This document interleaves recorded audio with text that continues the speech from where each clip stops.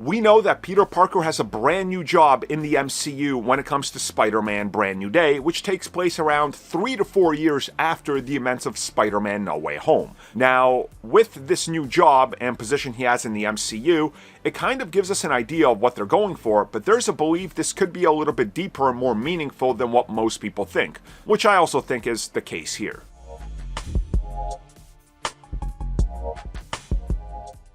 So, as most of you know, Peter has to do things a little differently in the new trilogy that's starting with Brand New Day, as his life was naturally flipped upside down and he literally doesn't exist as Peter Parker in the MCU anymore. So Peter is still living in New York, and he's still going to have to pay bills, and looking at New York, a tiny one-bedroom apartment. And if we look at the one Peter Parker has at the end of No Way Home, it's probably going to cost him like $3,000 a month minimum. So yeah, he's going to need to do something to make a living.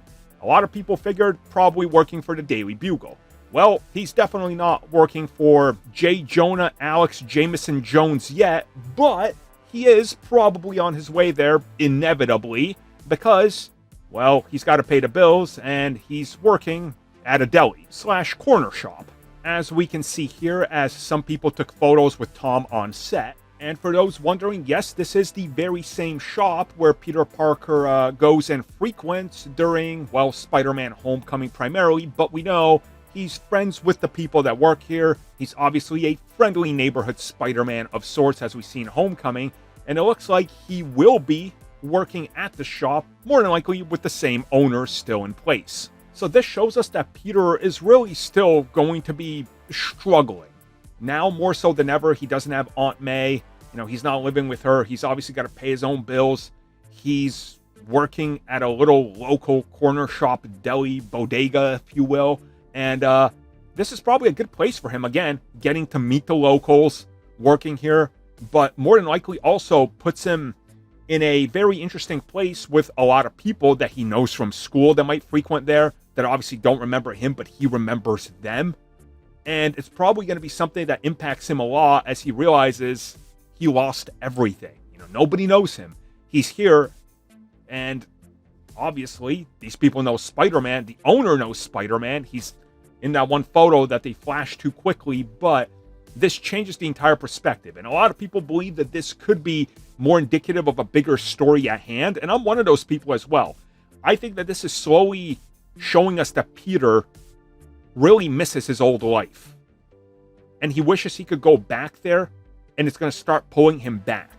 And you combine this with MJ returning, and clearly Ned, things are in play here that I think are going to slowly bring back everything.